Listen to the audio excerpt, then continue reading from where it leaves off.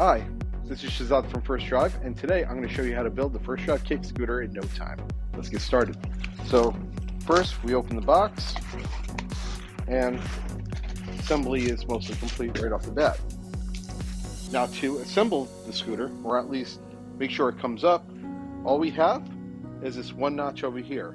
You just press it and it folds just like that. On the bottom we do have a kickstand right underneath the foam piece. So all I'm going to do over here is get my trusty cutter and cut the bottom area right over here.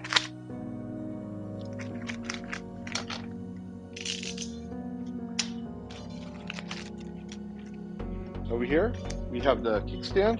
You just bring it down like so, and you can rest it right on the ground. Now with the handles, you want to pretty much, we have a plastic piece that holds the handles in place. You want to just go ahead, remove it from there, and there's going to be two holes, 1 and 2. You press the tabs in, you wiggle it in place. You got 1 and 2. After that, you want to bring the handlebar up. In order to do that, we have a quick release lever over here. You pull that up, put some weight on the front, and you pull it up to the desired height,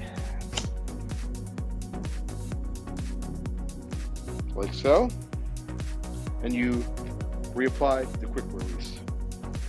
After that, we have one more item to install, which is your strap.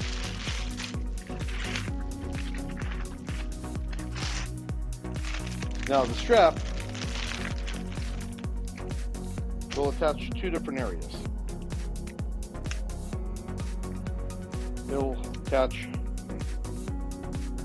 from this hook over here to this bottom tab over here. You just go ahead and open it up, slide it in one tab over here, and over here as well. Now this piece is optional. You can take it off if you want it. And it goes in like so. Now over here, if you're not using the strap, you can tighten it right up.